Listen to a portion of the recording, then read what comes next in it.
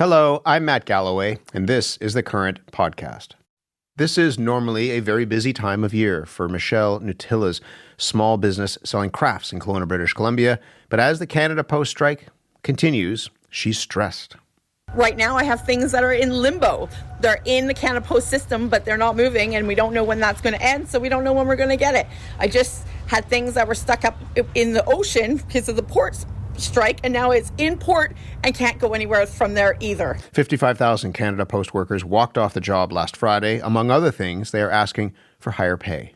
This is a job I'm out here making $21.80. And when you start talking about rent in Whitehorse, I don't think we're asking for unreasonable cost of living increases. We will not keep it up. 2%, 2%, 2% does not come up to 25%. We are falling behind. There's a housing crisis. It affects us. Canada Post, on the other hand, says a new delivery model is necessary, and that includes more affordable weekend delivery. Here is Canada Post spokesperson John Hamilton. We've lost $3 billion in the last 5 years. Mail volumes have declined by almost 70% over the last 20 years, and we're losing in the parcel business because we're not competitive. So we've got to put forward a plan and a proposal that we can afford and will allow us to grow and then invest more and more, but right now we're not in that position. The federal government appointed a mediator on Monday. The two sides reportedly remain far apart. We'll get to the sticking points and what that could mean for the future of Canada Post in just a moment. But first, as you've heard, the longer the strike goes on, the harder the hit for many small business owners. Meghan Fahey is the owner of Driven to Ink. It's a small greeting card business in St. John's, Newfoundland. Meghan, good morning.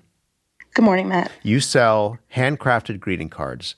How much of your business relies on shipping those cards out through Canada Post? For my online sales, I rely on Canada Post for all of my shipping needs. So right now, about 20% of my income is affected by the strike. How stressed out are you? I'm pretty stressed about it, to be honest. I'm just trying to explore other avenues right now for making up that lost income. So what happens? I mean, when you rely for online orders, they all go through Canada Post. I mean, are orders coming in and they're just piling up and you can't get them out the door? That happened over the weekend. I had to shut down my store. I was quite busy over the weekend. I should have done it on Friday as soon as the strike was announced. But I had to shut down my Etsy store on Sunday evening and refund all the orders that had come in over the weekend because I just don't know when the strike is going to end. It's too stressful to have those orders in limbo waiting to go out and not know when they can be given to the customer. People are waiting for them, and not just to give on Christmas Day. They're wanting to ship them to somebody once they receive them as well. That's a big, deep breath that you took in when you're talking about sending all that money back. Yeah, it was a hard pill to swallow. We're in late November. It's the 21st of November. This is, I mean, you're getting close to Christmas. How much of your income, if you don't mind me asking, how much of your income comes from this time of the year? I was looking it up right before we joined the call, and it's about 20% of my income for the year. And so these last few weeks. Are there alternatives? You said you're trying to figure out what they might be. Are there alternatives to Canada Post? For me in Newfoundland, there really isn't anything. UPS, FedEx, etc., private couriers, they all cost an arm and a leg. And most of my orders are single greeting cards. They're small weight items. So having a $20 order and then adding $30 in shipping to it is not feasible for me. Is that what it would be? Is that what it would be if you had to send one or two, a couple of greeting cards off the island to somebody else somewhere else in the country, and you had to do it through courier? That's what it would cost? Yes. Yeah. It's quite costly. Wow. And I send letter mail, so I do it the most affordable way possible, which is, to the cost of a postage stamp most of the time. So I know that some places in bigger cities have the option of sending things across the border through private couriers like Chit Chats, so they can send it over the border and then ship out from there. So some people can continue shipping to the U.S. and international just by sending it across the border. But for sending it within Canada, I'm not sure what they would be doing in that scenario. If the strike were to continue for an extended period of time, I mean, I said that there's a mediator, but apparently the two sides are pretty far apart right now. Mm-hmm. What are you thinking about? I mean, are there options that you're kind of running through? Well, I've had to pivot. I've reached out to some companies locally, stores who wanted to carry my cards, and I didn't have the capacity to fulfill those orders. So I've reached out to them. It's a little late in the season, so some of them are going to reach out in the new year and place orders. So hopefully I'll make up that income eventually. I fully support the strike. I know that it was necessary. Canada Post had the opportunity to settle this prior to the strike. So I empathize with the workers a lot. It's a tough spot for everyone to be in. How are you threading that needle? Because you empathize, as you said, with the workers, but yeah. You're also squeezed here, right? And you can't raise your prices more because everything's expensive, and people, as great as your cards are, they're not going to spend $30 to have something sent because it's just too much. Absolutely. So how are you threading all of that? I'm relying on the local customers to come out and support, and they've been doing it. I mean, during the pandemic, we saw a huge surge in sales online and locally, and right now, hopefully it'll be the same kind of thing. People are they know that we're feeling the crunch, and they're gonna come out to those local markets and see us or find us in the retailers. I hope it bounces back for you and that you do okay. This is, for small businesses across this country, this is the busiest time for many of them. And you're right in that mix. Meghan, good luck and thanks for talking to us. Thank you so much for having me. Meghan Fahey is the owner of Driven to Ink. It's a small greeting card business based in St. John's, Newfoundland. Vanmala Subramanian covers labor issues for the Globe and Mail. Good morning to you. Good morning, Matt. I mean, we just heard from a small business owner who this is prime time for her. What do you make of the decision to strike now during the holiday rush? I mean, yeah, I listened to that conversation. That's tough. You know, she's in a really difficult situation. But I will say that the two sides are pretty far apart from what I can tell, even as of yesterday, still on a couple of issues. And the decision to strike, I mean, this is almost an existential issue for both sides. For Canada Post, they have a business model that's simply not working right now.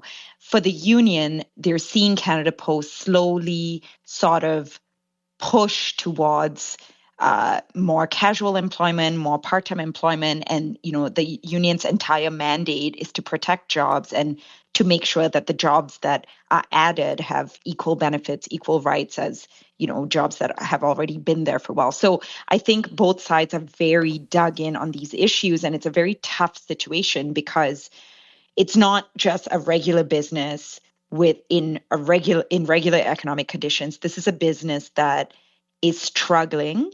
It's a Crown corporation because of bigger macro changes and wants to push to have a different business model, but is unionized. So you're going to get a very tough set of negotiations, and it was bound to happen. Let's talk a little bit about what's at stake here. As you mentioned, Canada Post is in a really tough financial spot. It's losing something like $750 million. Last year, the losses increased every year since 2018. Yeah. What is the new model that it is proposing? Yeah, so let me just kind of break that down for your listeners a little bit. So the one thing to understand is that Canada Post wants to move into the parcel delivery business in a way that they can be competitive. Letter mail has dwindled. People don't send letters anymore. That we understand. But what happened in the pandemic is that they were making headway in market share in parcel delivery, but there was a rise of all these new delivery careers, third-party delivery careers that used very cheap labor and cut into Canada Post business. So just a stat that's interesting is, you know, in between 2020 and say 2023, the parcel delivery market share eroded by more than half in this country, from 62% to 29%. So they're saying in order for us to compete, we need to also have lower labor costs. And in order to do that, we need to have what they're proposing, part-time flex employees, which means that these are part-time employees who are permanent with Canada Post, but kind of work around the clock, on weekends, on demand, similar to how third-party delivery couriers operate. And this idea of weekend part-time flex, and these are two new employee classifications that Canada Post has proposed. This is the crux of the issue. This is what the union is really unhappy about, because they want to preserve more full-time jobs, and they want to preserve, more importantly, benefits, a defined benefit pension for any employee of Canada Post. Does Canada Post really think it can compete with those third-party delivery services? In many cities, you will see, and it's not just the Amazon-branded vans that are driving around dropping off people's packages, but personal cars, private cars, stuffed to the gills with packages because somebody has taken on a bit of gig work to deliver those packages. Does Canada Post think that it can actually compete with it? That's a really good question, Matt, because I combed through their 2023 and 2022 annual reports, and yes, they do believe they can compete. And their argument is that they were competing before the pandemic, and the pandemic was what kind of ruined them in a way because of the rise of these third-party delivery couriers. But the reality of this situation is their market share has already been eaten into. And what the union is proposing, which really hasn't been talked about a lot, is for Canada Post to completely innovate its business, to not just focus on parcel delivery, to do things like postal banking. This is something where you provide basic banking services, especially in rural and northern communities, for people who are unable to get easy access to a bank or who don't bank online. And, in countries like Japan, in Switzerland, in parts of Singapore, they do, postal banking is a thing. It is a concept that can be introduced to sort of negate the dwindling letter mail problem that postal services face. What does this say, do you think, about the future of work and labor disputes in the public sector in particular? We live now in this 24/7, 7-day-a-week kind of order anything and it'll be delivered in a couple of days sort of society right now. When that, and the pandemic supercharged that in many ways. When that exists, what does this say about the future of work, do you think?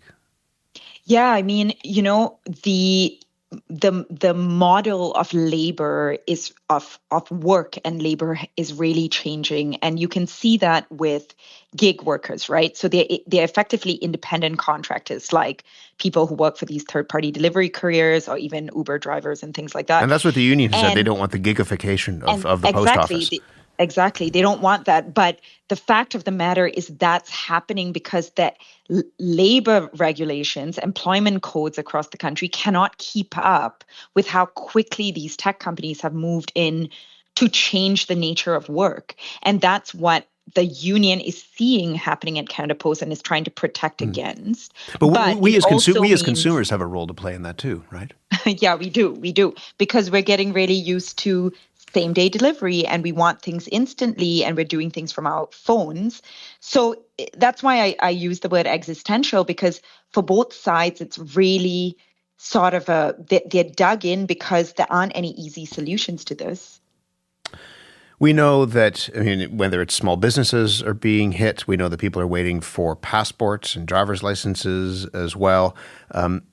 If this continues, should people, you say that the two sides as of yesterday are still pretty far apart. Should they make alternate plans for example, people do still send Christmas cards. I'd like to get them in the mail. I'd like to send them in the mail. Should people make alternate plans for those kind of things? Well, I personally would. So I think what Canada Post has said is that the only mail that they will deliver is socioeconomic checks, which means your checks for old age security, Canada pension plan, childcare benefits checks. Everything else will not go. And given how, I'm not saying I can't predict when the strike will end, but I can say that this round of bargaining, the issues are not just as simple as wages and reaching a middle ground on wages. They're just bigger, broader issues that sort of affect the entirety of the workforce of Canada Post. So, frankly, I would look for alternatives in delivering my mail. Can I ask you a really important question, which is for kids who are writing a letter to Santa that will be delivered, you put it in the post box and it goes to the North Pole and Santa gets that letter. What happens? Is Canada Post going to deliver those letters? What should happen there? They haven't said that they will. That might change as we get closer to the Christmas season. But as of now, they are only delivering what the pension checks and, old age security and what they call socioeconomic checks. So I'm not sure if Santa letters are going to actually get delivered this time around. Vanmala, thank you very much for this. Thank you, Matt. Vanmala Subramaniam covers the future of work and labour issues for the Globe and Mail. Ian Lee is an associate professor in the Sprott School of Business at Carleton University. He studies Canada Post. Ian, good morning to you. Good morning, Matt. I'd said the statistic earlier, Canada Post losing $750 million last year. The losses have increased every year since 2018. Why is Canada Post seeing declining revenue, as you understand it? The core problem, and I documented this in my MLI study in 2015, is the check still in the mail. I documented it, brought it right up to date in my most recent study. Canada Post is at the tipping point. And I do want to point something out because I get emails all the time telling me it's my opinion. Every statistic and trend and graph in my reports are sourced exclusively from the audited annual reports of Canada Post tabled in the Parliament of Canada. All the data comes from there. To your question, letter mail is collapsing. It is the core product of the post office for 250 years since the British set up the Canadian Post Office as a subset of the Royal Mail in 1761. And this letter mail, which has a profit margin of 50%, according to the Deloitte study done in 2016 for the Blue Ribbon panel, is falling like a stone, 70%. And I'm sorry if I sound like John Hamilton, but I do want to make a point because people are saying you're the spokesperson for Canada Post. I don't consult the Canada Post. I do not talk to them. And in fact, they are using the lines from my report that I've been stating for 10 years. Letter mail's collapsing. It is not coming back. Canadians do not write letters anymore. How important is parcel delivery to Canada Post in 2024 then? Well, that's the only thing that's going to save them. And as the Globe and Mail Future Work Reporter did note correctly, the Canada Post is not competitive in parcels. That's the only thing that's going to save them. They should have pivoted 10 years ago, but they didn't, and they squandered 10 years of opportunity. Let me put some numbers on the table so people understand why they're not competitive in parcels and why they have such an existential crisis. Yes, because there's only two things: letter mail, which is collapsing, and parcels. It is correct that this trend occurred in the pandemic, but I really don't blame it on the pandemic. It was a shift in the market.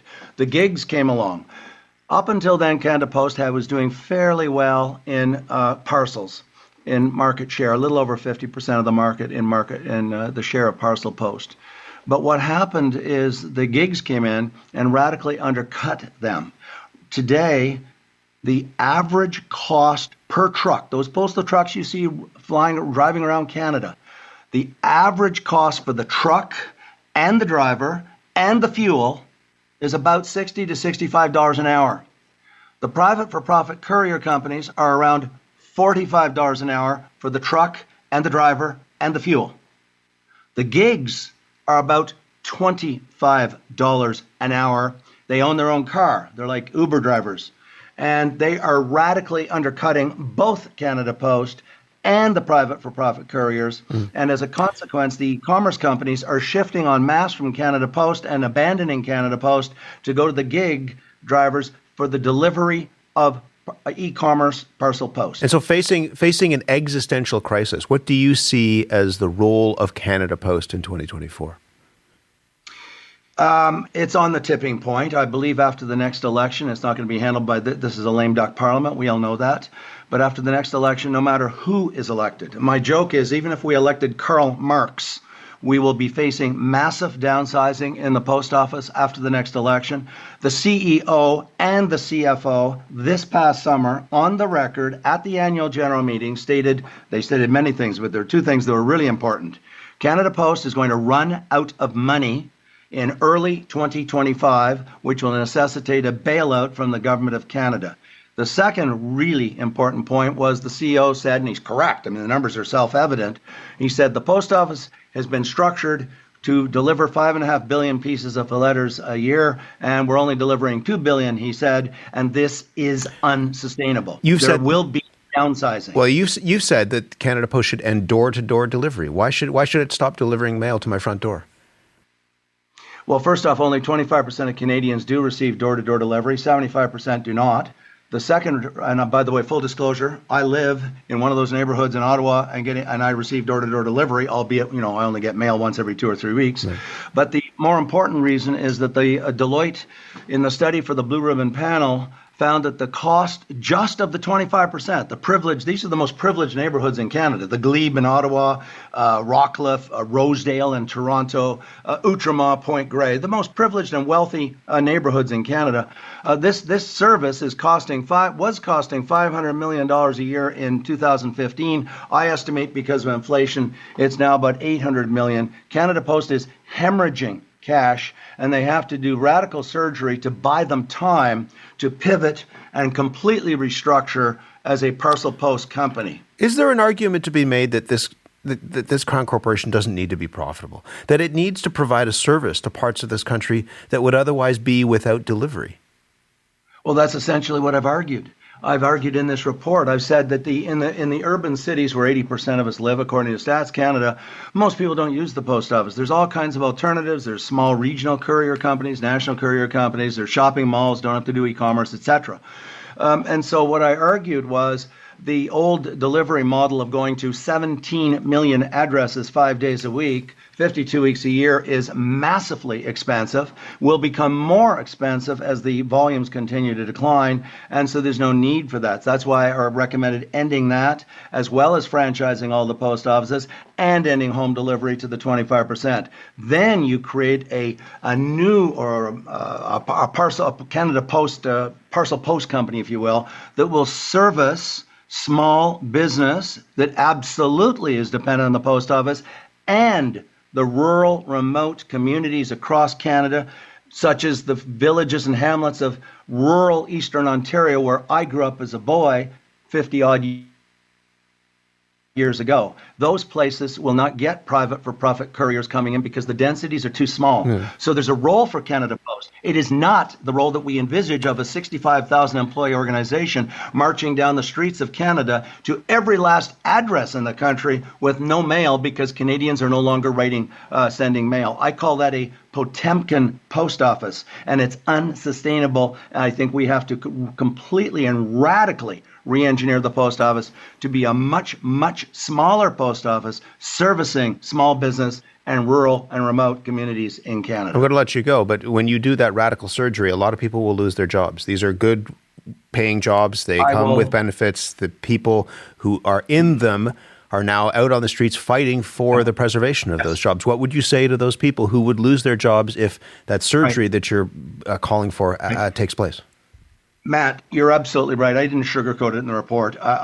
We have 65,000 people in the post office. The model I'm proposing will probably need about 10,000 people.